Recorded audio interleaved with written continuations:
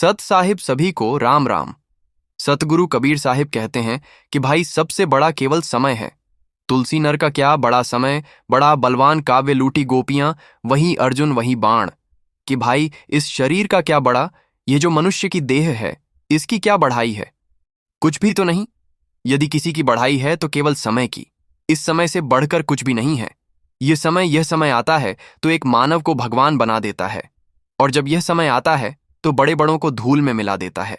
और इस मनुष्य शरीर की क्या बढ़ाई करते हो? सबसे बलवान समय है। इस समय के सामने कंस की क्या बिसात है? इस समय के सामने क्या दुर्योधन है और क्या रावण। चाहे कोई ज्ञानी हो या अज्ञानी, चाहे कोई अहंकारी हो, चाहे कोई कितना ही भी बड़ा धुरंधर क्यों ना हो, लेकिन इस समय के आगे सब के सब पस्त हो जाते हैं। कोई इसके आगे टिक नहीं पाता। तो इसीलिए कहा था तुलसीदास जी ने कि तुलसी नर का क्या बड़ा समय, बड़ा बलवान काव्य लूटी गोपियां, वही अर्जुन वही बाण। कि अर्जुन भी वही था, और उसके पास जो दिव्यास्त्र थे, जो उसके बाण थे, वह भी वही थे। लेकिन उसके बावजूद भी जब भीलों ने गोपियों को लूट तो कुछ भी नहीं कर सका। अर्जुन कुछ भी नहीं। एक एक करके सभी गोपियों को लूट लिया भीलों ने, लेकिन अर्जुन के बाण कुछ भी नहीं कर पाए। कहाँ गया वह अर्जुन? कहाँ गया वह धनुर्धारी? इसीलिए समझ लो कि समय से बड़ा बलवान कोई नहीं हो सकता। सदगुरु कबीर साहिब एक प्रसंग बताते हैं कि भाई देखो, अभिमन्यु का पुत्र था परीक्षित, राजा था। उसके बाद उसका लड़का था जन्मेजय, वह राजा बना। जन्मेजय वो वेद व्यास जी के पास जाता था, उनके पास बैठता था, और जब महाभारत की कथा वेद व्यास जी ने सुनाई जब जन्मेजय को, तो वो नाराज हुआ। किस बात से? नाराज इस बात से कि उसने वेद व्यास जी से कहा कि आप स्वयं समर्थ थे, भगवान श्री कृष्ण भी थे, भीष्म पितामह थे, गुरु द्रोणाचार्य, कुलगुरु कृपाचार्य, धर्मराज युधिष्ठिर, ऐसे महान लोग जहां पर उपस्थित थे। फिर भी आप महाभारत के युद्ध को होने से नहीं रोक पाए, और देखते दे अपार जन धन की हानि हो गई। यदि मैं उस समय रहा होता तो अपने पुरुषार्थ से इस विनाश को होने से बचा लेता। अहंकार से भरे जन्म में जय के यह शब्द सुनकर भी वेद व्यास जी शांत रहे। उन्होंने कहा, पुत्र, अपने पूर्वजों की क्षमता पर शंका न करो। यह विधि द्वारा निश्चित था, और जो समय ने पहले से निश्चित किया हुआ है उसे बदला नहीं जा सकता। यदि ऐसा हो सकता तो श्री कृष्ण में ही अकेले इतनी सामर्थ्य थी कि वह युद्ध को रोक सकते थे। लेकिन जन्मेजय अपनी बात पर अड़ा रहा और बोला कि मैं इस सिद्धांत को नहीं मानता। आप तो भविष्यवक्ता हैं, तो मेरे जीवन की होने वाली किसी भी अनहोनी को या होनी को बताइए। मैं उसे रोककर प्रमाणित कर दूंगा कि विधि का विधान निश्चित नहीं होता, अपने कर्म के द्वारा रोका जा सकता है। वेद व्यास जी ने कहा कि पुत्र, यदि तू यही चाहता है तो सुन। कुछ वर्ष के बाद तू काले घोड़े पर बैठकर शिकार करने जाएगा। दक्षिण दिशा में समुद्र तट पर पहुंचेगा। वहां तुम्हें एक सुंदर स्त्री मिलेगी जिसे तू महल में लेकर आएगा और उससे विवाह करेगा। मैं तुमको मना करूंगा कि यह सब मत करना, लेकिन फिर भी तुम यह सब करोगे। इसके बाद उस लड़की के कहने पर तू एक यज्ञ करेगा। मैं तुमको आज ही चेता रहा हूं कि उस यज्ञ में तुम केवल वृद्ध ब्राह्मणों को ही रखना, केवल वृद्ध ब्राह्मणों से ही वह यज्ञ करवाना, लेकिन वह यज्ञ तुम युवा ब्राह्मणों से करवाओगे। और जन्मेजय ने हंसते हुए व्यास जी की बात काटते हुए कहा कि मैं आज के बाद काले घोड़े पर बैठूंगा ही नहीं, तो यह सब घटनाएं घटित ही नहीं होंगी। व्यास जी ने कहा कि यह सब होगा, और आगे की भी सुन। उस यज्ञ में एक ऐसी घटना घटित होगी कि तुम उस रानी के कहने पर उन युवा ब्राह्मणों को प्राणदंड दोगे, जिससे तुम्हें ब्रह्म हत्या का पाप लगेगा और तुझे कुष्ठ रोग होगा, और वही तेरी मृत्यु का कारण बनेगा। इस घटनाक्रम को रोक सको तो रोक लो।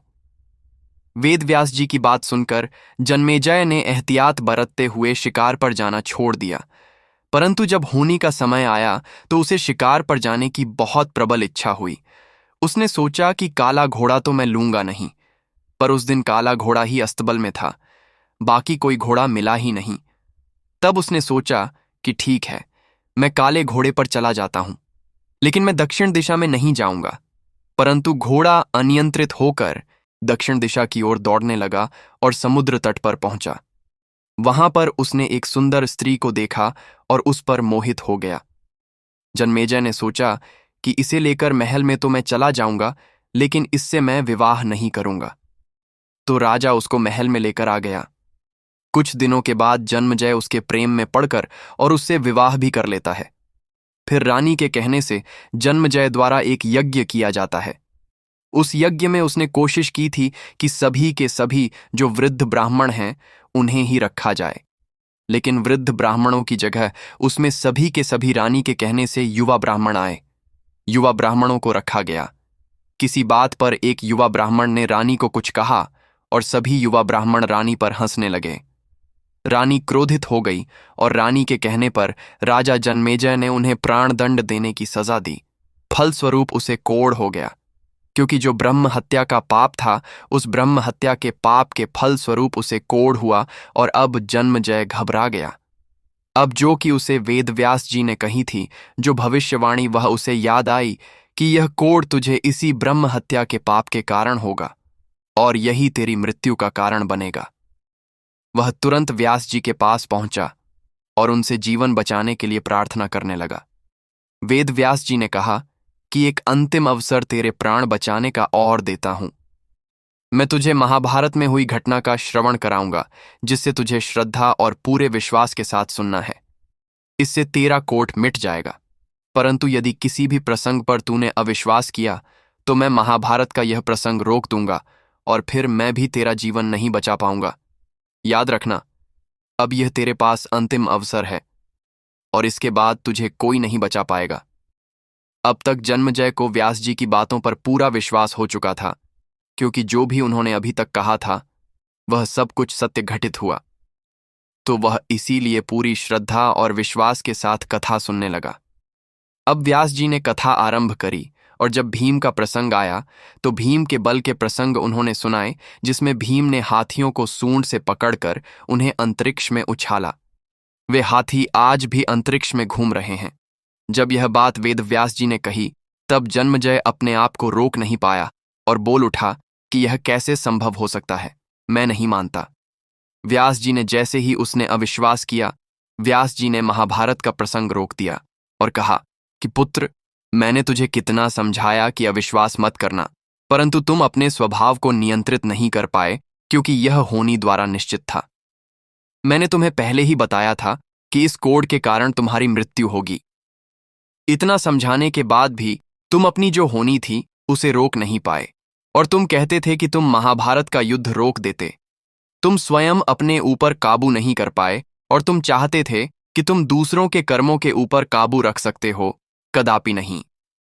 व्यास जी ने महाभारत का प्रसंग जब रोका तो जितना उसने विश्वास पूर्वक प्रसंग सुना था उतना उसका जो कोढ़ था वह ठीक होता चला गया। लेकिन जहां पर उसने शंका करी वहां पर जितना कोढ़ उसके शरीर में रह गया, केवल एक बिंदु मात्र रह गया था और वही उसकी मृत्यु का कारण बना। लेकिन उस मृत्यु होने से पहले वेद व्यास जी ने अपनी मंत्र की शक्ति से आह्वान किया और वे हाथी जो अंतरिक्ष में घूम रहे थे वे पृथ्वी की आकर्षण शक्ति में आकर नीचे गिरने लगे। तब वेद व्यास जी ने कहा कि यह मेरी बात का प्रमाण है कि यह हाथी अंतरिक्ष में घूम रहे थे। और उसके बाद जन्मजय की मृत्यु हो गई। तो पहले तकदीर बनती है, फिर शरीर बनते हैं। कर्म हमारे हाथ में है, लेकिन उसका फल हमारे हाथ में नहीं है। ये सत्य है कि तकदीर जो होती है, किस्मत जो होती है, वह आपके कर्म से ही बनती है। लेकिन प्रारब्ध या किस्मत कहिए, यह वो है जो कि आपके पूर्व जन्मों के कर्मों से बनी है। इसलिए इसे आप मिटा नहीं सकते, इसे भोगना ही होता है। इसी को कहा जाता है प्रारब्ध, इसी को कहा जाता है होनी। इसीलिए तुलसीदास जी ने कहा था, तुलसी नर का क्या बड़ा समय बड़ा बलवान, काव्यो लूटी गोपियां वही अर्जुन वही बाण। 11वें अध्याय के 33वें श्लोक में श्री कृष्ण अर्जुन से कहते हैं कि उठ खड़ा हो और अपने कार्य द्वारा यश को प्राप्त कर युद्ध कर। अरे, ये सब तो पहले ही मेरे द्वारा मारे जा चुके हैं। तू तो केवल निमित्त मात्र है। तू नहीं भी मारेगा तो भी इनका मरण निश्चित है। हतो प्राप्त सी स्वर्गम जित्वा भोसे महम तस्मात् उत्तते युद्धाय युज, कि तुम केवल उठकर अपना कर्म करो। यदि तुम मृत्यु को प्राप्त हुए तो तुम यश के साथ स्वर्ग भोगोगे, और यदि तुम जीवित रहे, युद्ध को जीत गए, तो इस धरती का भोग भोगोगे। तो इसीलिए दोनों अंदेवा मांगत फिरे साहिब सुने ना कान, कि जो व्यक्ति दान नहीं करता है उसकी तो स्वयं परमात्मा भी नहीं सुनते हैं। चाहे वह कितनी ही मिन्नतें करें, कितना ही गिड़गिड़ाए परमात्मा के सामने, क्योंकि परमात्मा ने तो केवल कर्म का विधान बनाया है। कर्म करो और कर्म फल प्राप्त करो। दान नहीं करोगे तो फिर उसके बदले में तुम्हें किस प्रकार से धन मिलेगा, किस प्रकार से तुम्हें वैभव मिल सकता है, कि इस प्रकार से तुम्हें वापस मनुष्य का जन्म मिल सकता है। लेकिन अब दान भी अलग अलग है, दान भी उसके फल भी अलग अलग हैं। तो सबसे पहले एक रहीम जी का जो दोहा है कि रहीमन वे नर मर चुके जो कुछ मांगन जा, उनसे पहले वे मुए जिन मुख निकत ना है, कि जो व्यक्ति दूसरे के आगे हाथ फैलाता है वह समझ लो कि मर चुका है। अब कोई ऐसा नहीं है जो कहीं मांगने जाता हो और जो मांगता है समझो कि वह मर ही गया। उनसे पहले वो समझो कि मर गए जिन्होंने पहले ही मांगने वाले को कह दिया कि ना भाई ना हम नहीं देंगे। समझ लो कि वह भी मुए, वह भी मरे हुए हैं। कबीर साहिब भी कहते हैं, मांगन मरण समान है, मत कोई मांगो। भीख मांगने से मरना भला, यह सद्गुरु की सीख मांगो मत। किसी से भी नहीं मांगना, मांगना है तो केवल और केवल मालिक से, और मालिक से भी मांगने की जरूरत क्या है? क्या उसे नहीं पता तुम्हें क्या चाहिए? क्या तेरा साहिब बहरा है? कबीर साहिब अपने एक शब्द में कहते हैं, पूछते हैं लोगों से, ना जाने तेरा साहिब कैसा है। चींटी के पग न पुरबाजे सो भी साहिब सुनता है, ना जाने तेरा साहिब कैसा है।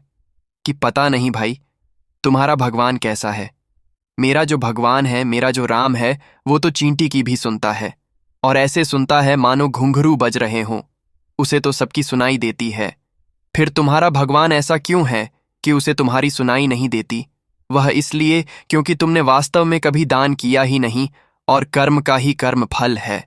जब तुमने कभी दान किया नहीं तो तुम्हें बदले में मिल कैसे सकता है? साहिब कहते हैं, मर जाऊं मांगो नहीं अपने तन के काज। परमार्थ के कारण मोही आवे लाज, कि मांगना मरने के समान अवश्य है। लेकिन यदि मुझे परमार्थ के लिए मांगना पड़े तो मैं उसमें कभी लज्जा नहीं करूंगा। लेकिन अपने शरीर के लिए, अपने तन के लिए, चाहे मैं भूखा मर जाऊं, मैं नहीं मांगूंगा, बिल्कुल भी नहीं। हां, अगर मुझे परमार्थ करना हो, किसी संत की सेवा करनी हो, मैं मांगूंगा। किसी दुखिया की सेवा करनी हो, मैं मांगूंगा। किसी लाचार की मदद करनी हो, मैं जरूर मांगूंगा। उसमें मुझे कोई लज्जा नहीं है। कबीर साहिब कहते हैं कि हर व्यक्ति के पास इतना होता है कि वह दान कर सके। कोई भी व्यक्ति ऐसा नहीं है जो दान ना कर सके। जो जल बाढ़े नाव में, घर में बाढ़े दाम, दोनों हाथ उचिए, यही सयानो काम लोग सोचते हैं। धन और आए घर में आता रहे, लेकिन कभी मेरे हाथ से धन जाए नहीं। लेकिन कबीर साहिब कहते हैं कि नहीं, धन उस जल के समान है जिस प्रकार नाव नदी में चली जा रही है। यदि नाव नदी में चली जा रही है और बारिश हो जाए, उसके अंदर अगर पानी भरना शुरू हो जाए तो वह डूब जाएगी। इसी प्रकार जो घर है, उस घर में भी यदि धन की मात्रा बढ़ जाए तो वह घर बर्बाद हो जाता है, डूब जाता है, क्योंकि लोग अपने संस्कार भूल जाते हैं, लोग अपनी मानवता भूल जाते हैं, और जो संतान है, जो पीढ़ियां हैं, वह बुरे कर्मों में लग जाती हैं। और इस प्रकार धन का भी, कुल का भी, वंश का भी और घर का नाश हो जाता है। तो सयाना काम एक ही है। जिस प्रकार नाव में पानी ज्यादा हो जाए तो क्या करते हैं? हम दोनों हाथों से पानी को बाहर फेंकने की कोशिश करते हैं कि जितना ज्यादा पानी बाहर फेंक सके तो नाव के बचने की उतनी ही संभावना ज्यादा होती है। ठीक इसी प्रकार जितना आप परोपकार करेंगे, जितना आप दान देंगे, घर में से उतना ही घर के बचने की संभावना बढ़ जाती है, अन्यथा घर को डूबा ही समझो। इसीलिए आज आप कलयुग में देख रहे हैं, लोग धन के पीछे लगे हुए हैं, माया के पीछे लगे हुए हैं। इसीलिए सभी लोग एक दूसरे से टूटते जा रहे हैं, बिछड़ते जा रहे हैं। धन है लेकिन संबंध नहीं है, धन है लेकिन प्रेम नहीं है, धन है लेकिन घर में सुख नहीं है, शांति नहीं है, आपसी भाईचारा नहीं है, केवल धन है। क्या इस धन को खाकर पेट भर सकते हो? नहीं। खाने के लिए तो वही 4 रोटियां ही चाहिए। उस 4 रोटी से ज्यादा तो तुम खा ही नहीं सकते। तो फिर बाकी का धन किस काम का? बेहतर है कि तुम मुझसे परोपकार करो। लेकिन व्यक्ति परोपकार और दान क्या सोचता है कि दान कहाँ दें? बोले जी मंदिर में जाकर चढ़ा आओ। बहुत से लोग जाते हैं, पूजा करते हैं और वहां पर धन चढ़ा के आते हैं। तो कबीर साहिब क्या कहते हैं? लाडू लावण लापसी पूजा चढ़े, अपार पूज पुजारी ले गया। लापसी है, हलवा है, खीर है, ये सब तुम लेकर जाते हो मंदिर में, और वहां पर पूजा करके मंदिर की मूर्ति पर चढ़ाते हो कि प्रभु ये लो, हम आपके लिए भोग लेकर आए हैं। लेकिन तुम्हारे भोग को क्या प्रभु ग्रहण करते हैं? कभी बैठकर और देखना क्या तुम्हारे भोग को उन्होंने ग्रहण किया? एक कण भी उसमें से ग्रहण नहीं होता। एक कण भी तो कहाँ जाता है? तुम्हारी सारी पूजा, सारा चढ़ावा, सारा भोग वो तो पुजारी खा जाता है। तुम्हारा सारा धन तो पुजारी ले जाता है। तो मूर्ति के हाथ क्या आता है? मूर्ति के मुंह पर तो केवल राख मलता है जो भूत लगा दी जाती है। तो साहिब कहते हैं कि मूर्ति के मुंह पर तो उसने भूत मार दी, और तुम्हारी सारी पूजा, सारा जो लड्डू चढ़ाए, हलवा चढ़ाए, खीर चढ़ाई, जितना पूजा मेवा चढ़ाया, वह सब तो वह अपने झोले में डाल के ले गया। क्या इसी को ही तुम परोपकार समझते हो? क्या इसे ही तुम दान समझते हो? यदि इसे दान समझते हो तो तुम व्यर्थ दान कर रहे हो। तुम भ्रम में घूम रहे हो। तीर्थ, व्रत और दान कर। गुरु नानक देव जी भी कहते हैं, ऐसा नहीं सिर्फ कबीर साहिब, किसी भी ग्रंथ को उठाइए, कहीं भी उठाइए। गुरु नानक देव जी कहते हैं, तीर्थ, व्रत और दान कर मन में धरे गुमान, नानक निष्फल जात है जो कुंजर स्नान। कि तुम तीर्थों में जाते हो, व्रत करते हो, दान देते हो, और फिर उस दान का मन में अहंकार रखते हो। बोले, ओ जी, मैंने तो इतना दान दे दिया, आज मैं इतने 1000 देकर आया, फलानी जगह गया, मैं इतनी सेवा करके आया। तो गुरु नानक देव जी कहते हैं कि भाई, तुम्हारा यह दान निष्फल हो गया। जिस प्रकार से एक हाथी स्नान करता है, वह अपनी सूंड में पानी भरता है और फिर अपनी कमर पर फेंकता है। आधा पानी नीचे गिरता है और बहुत थोड़ा पानी उसकी कमर पर पड़ता है, और उससे भी कोई मैल नहीं उतरता। वह नहाता नहीं है उससे, लेकिन हाथी को ही लगता है, ओहो, मैं तो नहा लिया। लेकिन वास्तव में वह सब कुछ निष्फल हो जाता है। कबीर साहिब यही चीज बताते हैं। गुरु नानक देव जी भी यही चीज बताते हैं। गुरु नानक देव जी जो बता रहे हैं कि दान निष्फल होता है, और यही दान फिर सफल कैसे होता है, ये चीज कबीर साहिब बताते हैं कि गुरु बिन माला फेरते, गुरु बिन देते दान। गुरु बिन दान हराम है। पूछो वेद पुराण की भाई, जो तुम माला फेरते हो, यदि बिना किसी गुरु के तुम माला फेर रहे हो, नाम जाप कर रहे हो, तो वह भी व्यर्थ है। सुखदेव जी से पूछ लो। सुखदेव जी वो बैकुंठ से वापस फेर दिए थे। बैकुंठ में उन्हें एंट्री नहीं मिली, प्रवेश नहीं मिला। बोले, जाओ भाई, तुम्हारा कोई गुरु नहीं है, यहां तुम्हारा प्रवेश निषेध है, जाकर गुरु बना के आओ। तो बेशक आप नाम जाप करते हो, बिना गुरु के आप आगे नहीं बढ़ सकते, और गुरु बिन देते दान। और जो व्यक्ति बिना गुरु के मार्गदर्शन के दान देते हैं, वह लोग क्या है? उनका दान बेकार है, व्यर्थ चला जाता है, निष्फल हो जाता है। साहिब कहते हैं, गुरु बिन दान हराम है। पूछो वेद पुराण कि तुम्हारा जो दान दिया हुआ है, वह सब हराम माना जाता है, वह सब निष्फल हो जाता है। चाहो तो वेद और पुराण में जाकर देख लो, हर जगह यह चीज लिखी हुई है। गुरु जरूरी है, बिना गुरु के मार्गदर्शन के कुछ नहीं हो सकता। क्योंकि जब तक गुरु आपको सही चीज नहीं बताएंगे, तब तक आप सही मार्ग पर कैसे चलेंगे? क्योंकि आपको यही नहीं पता होगा कि पात्र क्या है और सुपात्र क्या है। हम दान देते हैं, हम लगाते हैं भंडारा। आप लोगों ने बहुत सी जगह देखा होगा, पानी पिलाते हैं रोड के ऊपर, भोग लगाते हैं, भंडारा लगाते हैं, लंगर लगाते हैं, रोड के ऊपर भीड़ लगी हुई है, खूब खाने वाले भी हैं।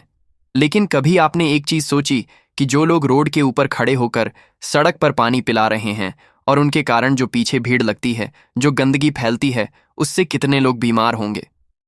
भीड़ में कोई व्यक्ति फंसा होगा, किसी को जल्दी होगी कहीं जाने की, वह समय से वहां पहुंच नहीं पाएगा। कोई बीमार होगा, वह बीच में फंसा होगा, समय से अस्पताल नहीं पहुंच पाएगा। उसका जिम्मेवार कौन होगा? किसके खाते में आएगा वह पाप? आप लोग तो सोचते होंगे कि अजी, हमने तो बड़ा ही परोपकार कर दिया। आज हमने देवठनी गैस थी, हमने पानी पिलाया, आज जो है हमने शरबत पिलाया, आज हमने लंगर छकाया। लेकिन कभी सोचा कि इसके पीछे क्या रहस्य है? क्या हमें वास्तव में यह परोपकार का फल मिलेगा, या फिर यह कहीं हम पाप तो नहीं कर रहे? हमारी वजह से कितने लोग लेट हो गए। कितने लोगों को हो सकता है हमारी वजह से जाम में फंसे होने के कारण अपनी जिंदगी से भी हाथ धोना पड़े। लेकिन यह चीज हम कभी नहीं सोचते। हम सिर्फ अपना सोचते हैं, और जहां हम अपना सोचते हैं, वह दान कैसे दान माना जा सकता है? परमात्मा की नजर में वह परमार्थ या फिर दान कैसे माना जाएगा? इसीलिए कहा जाता है कि जब तक आप गुरु के सानिध्य में बैठकर गुरु के मार्गदर्शन के द्वारा आप दान नहीं करोगे, तब तक आपका दान हराम है। जे कोई करे सो स्वार्थी, अरस परस गुण देत बिन किए करे, सो सुरमा परमार्थ के हेत। साहिब कहते हैं कि जो भी कोई व्यक्ति दान करता है वह अपने स्वार्थ के लिए करता है। जो परोपकार करता है, लंगर करता है, भंडारा करता है, वह अपने स्वार्थ के लिए करता है, वह स्वार्थी है। असली दानी, असली सुरमा तो वो है जो परमार्थ के लिए करें, अर्थात दूसरे की मदद करने के लिए करें। वह वास्तव में दान है, वह वास्तव में परमार्थ है जो दूसरे के लिए करें। सूरा सो पहचानिए, जो लड़े दीन के हेत पुरजा पुरजा कट पड़े तऊ न छाड़े खेत। कि असली सूरमा तो वह है जो दीन दुखियों के लिए लड़ता है, वह नहीं जो अपने स्वार्थ के लिए लड़ रहा है। चाहे उसका पुरजा पुरजा एक एक अंग कट जाए, लेकिन फिर भी वह कभी पीछे नहीं हटता, युद्ध के मैदान से पीछे नहीं हटता, पीठ नहीं दिखाता। इसी प्रकार वास्तविक दान वो है, वास्तविक परमार्थ वो है जो दीन दुखियों के लिए किया जाए, जिसको जरूरत हो उसे दिया जाए। पात्र और सुपात्र, इनकी पहले पहचान करनी बहुत जरूरी होती है, उसके बाद ही दान देना चाहिए, क्योंकि आपका दान आपके लिए पाप का कारण बन सकता है। कबीर साहिब कहते हैं, पात्र कुपात्र विचार कर भिक्षा दान जो लेत सुनिए। यह किसके बारे में है? यह लेने के बारे में है। यदि कोई व्यक्ति दान लेता है, भिक्षा लेता है, तो हमेशा पात्र और कुपात्र का विचार कर लेना चाहिए कि मैं जिससे दान ले रहा हूं वह कौन है। कबीर, पात्र कुपात्र विचार कर भिक्षा दान जो लेत, नीच अकर्मी सूम का दान महादुख देत। कि यदि किसी से आप भिक्षा ले रहे हैं तो पहले देख लीजिए कि जिससे भिक्षा ले रहे हैं वह पात्र है या कुपात्र है, क्योंकि एक नीच व्यक्ति नीच कौन होता है जिसके विचार नीच हैं। यहां किसी जाति की बात नहीं कर रहे, कबीर साहिब किसी कुल की बात नहीं कर रहे हैं। यहां बात हो रही है विचारों की, कि जिसके विचार नीच है, जो अकर्मी है अर्थात अपने कर्म से भागता है, और सूम अर्थात जो कंजूस है। कंजूस क्या, बल्कि मक्खी चूस कहिए। बोले ऐसे लोगों का दान महादुखदायी होता है, ऐसे लोगों से कभी दान ही नहीं लेना चाहिए। यदि आप मंदिर में हैं या फिर कहीं आश्रम में हैं, कहीं भी आप रहते हैं, आप कोई संस्था चला रहे हैं, यदि कोई आपको दान देने आ रहा है तो आप पहले यह देखिए कि वह दान देने वाला कौन है, कैसा है, पात्र है कि कुपात्र है। ठीक इसी प्रकार कबीर साहिब कहते हैं कि जब आप दान देते हैं तो देते समय यह अवश्य देखें कि जिसे आप दान दे रहे हैं वह पात्र है या सुपात्र है, वह कुपात्र है या सुपात्र है, क्योंकि आपका दिया हुआ दान आप ही के लिए पाप भी बन सकता है। सत साहिब